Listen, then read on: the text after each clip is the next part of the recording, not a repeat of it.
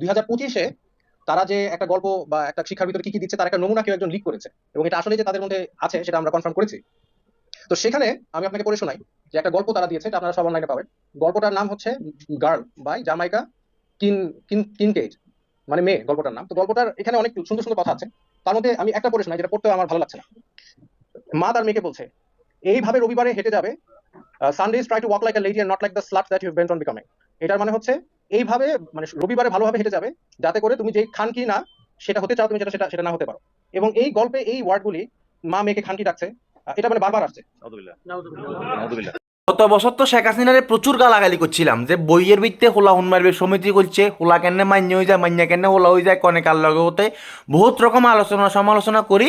আমরা মানে মোটামুটি চিন্তা করলাম যে না, আমাদের যেহেতু নতুন একটা স্বাধীনতা হয়েছে, আমরা হয়তো ভালো কিছু একটা ফামু। ও মা, 2025 সালের ইংরেজি বইয়ের ভিত্তে গল্পের ভিত্তে বলে মা বলে তার মাইয়ারে খান কি কর বলে, আর আমাদের ফোলা মাইয়া বাতিজি বাগ্নিদেরকে আমরা সেটা ফুটতে দিব। মানে কারে কি কমু মূলত? সরকার পরিবর্তন হয়ে গেছে, এখন এর মানে এই না যে নতুন সরকার যা করবো তাই ঠিক।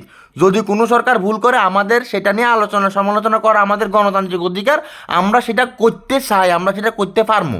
ওইখানে হস্তক্ষেপ করার কারো কোনো অধিকার নাই। এই যে বইয়ের পিডিএফটা যদি লিক না হইতো, তাইলে আসিফ মাহতাব স্যারের কাছে কি এই নিউজটা আসতো যে বইয়ের ভিতরে এরকম বাজে একটা ওয়ার্ড ব্যবহার করতেছে যেটার অর্থ শিক্ষক ছাত্রীদেরকে বলতে শরম পাইবো, ছাত্রীরা শিক্ষককে মানে জিজ্ঞেস করতে শরম পাইবো। এছাড়াও এই গল্পের ভিতরে লেখা যে কিভাবে বাচ্চা পেটে সৃষ্টি হওয়ার আগে কিভাবে কি করলে বাচ্চারা ধ্বংস হয়ে যাব।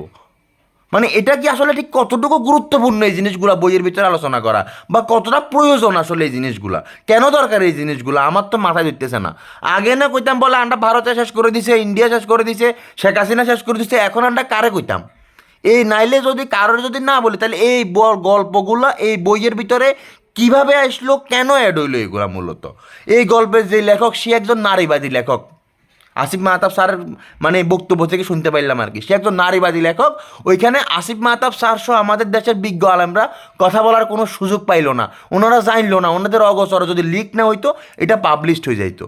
প্রত্যেকটা বইয়ের পিডিএফ ফাইল পাবলিশ করা উচিত, যে এই বইটাতে আগামী বছর কি পড়ানো হবে, কি গল্প থাকবে, তাই ওই গল্পের বক্তব্য কি, ওই গল্প কি বুঝাইতে চাইতেছে, এটা আসলে দেখানো উচিত জনগণদেরকে দেখানো উচিত আমি মনে করি। তাহলে জনগণটা যখন বিশ্লেষণ করবে তখন বিভিন্ন ভুলগুলা সামনে চলে আসবে, যে না এই ভুলগুলো হইতেছে, এই ভুলগুলো হওয়া উচিত ছিল না, বা এগুলো বাদ দেওয়া দরকার। নাহলে এই গল্পের ভিতরে এই কথাগুলো মূলত কেন আসবে? আমরা এখন কারেন্ট কী কমু? গত বছর না করছি যে হোলা হনুমানের সমিতি করছেন, আপনারা এই করছেন সে করছেন, প্রচুর পরিমাণ গালাগালি করছি, সমালোচনা করছি, কিন্তু এই বছর আমরা কোথায় যাব, কার কাছে যাব, কার কাছে যাই দোষ দিব আমরা এগুলা? এই আসিফ মাহতাব স্যারের কি মানে বর্তমান উপদেষ্টা পরিষদে মানে উনার কি জায়গা হওয়া উচিত ছিল না? উনি কি আন্দোলন করে নাই? যেসব লোকেরা আন্দোলনের আয়ের ভিতরেও ছিল না ওইসব লোকরা উপদেষ্টা পরিষদের বড় বড় চেয়ারে বসে আছে। যেসব লোকেরা হোলা হোমমারির লগে হোলার লগে হোলা কেনে লাইন লাগায়, ওইসব বিষয় নিয়ে লেখাপড়া করে, লেখাপড়া করায়, ওনারা উপদেষ্টা কমিটিতে যায় বসে আছে।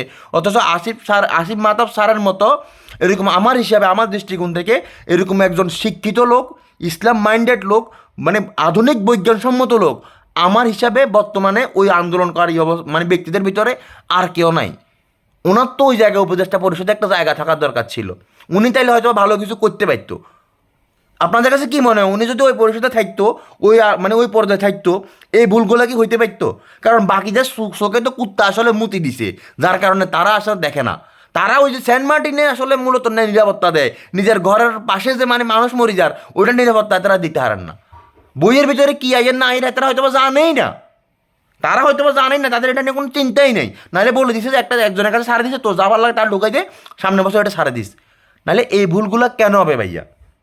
আমরা আমাদের যেই এতগুলো ছাত্র যে মারা গেল, এই কিন্তু পরিবারে মরে গেছে, বাচ্চা কাচ্চাদেরকে এগুলো শিখা ফেললে মরে গেছে যে। তাইলে পরিবর্তনটা কোথায় হইলো? আপনারা যে পরিবর্তন পরিবর্তন করে সিলেক্টেশন, পরিবর্তন কোথায়? কি করলেন পরিবর্তন? কিভাবে হইলো পরিবর্তন? প্রত্যেকটা জায়গা থেকে আসে না ভাই, আন্দোলন আসলে করা উচিত, রেগুলার আন্দোলন করা উচিত, এদেরকে প্রতিবার মানে প্রশ্নের সম্মুখীন করা উচিত যে এই কাজগুলো কেন হইলো, কারা করলো, কিভাবে অ্যাপ্রুভ হইলো এই জিনিসগুলো। নাহলে এই জিনিসগুলো বই কীভাবে ঢুকলো? একটা মেয়েরে কেমনে তার মা এরকম খারাপ ভাষায়, আমি তো মুখে আনতে পারতেছি না যে আমি অনর্গল গালিগালাজ করি, অনর্গল গালিগালাজ করি শুধুমাত্র মানে এই কথাটা মুখে আনতে পারতেছি না এই কারণেই যে একটা সম্পর্কটা মা আর মেয়ের, একটা মা আর মেয়ের ভিতরে এই সম্পর্কে এই ওয়ার্ডটা কীভাবে উচ্চারিত হয়, কীভাবে তারা উচ্চারণ করতে পারে এই জিনিসগুলা।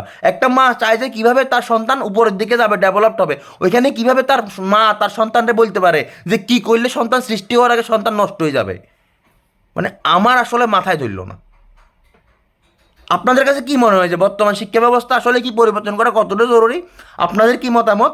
ভিডিওটা শেয়ার করে সবাইরে দেখান, সবাইরে জিজ্ঞেস করেন যে তোমাদের কি মতামত। আর যদি বলেন যে না বাবুরে সরকারে যা করে তাই ঠিক, তাইলে ভাইয়া আমি সরি ভাইয়া, আমি আপনাদের সাথে একমত না। আমার কথা আমি বলে গেছি, আপনার যদি সাহস থাকে, আপনার যদি ইচ্ছা থাকে যে আপনার সন্তান, আপনার ভাতিজি ঠিকভাবে পড়ালেখা করবো, ভালো কিছু শিখবো, ভিডিওটা শেয়ার করতে পারেন। ভালো থাকেন, আসসালামু আলাইকুম।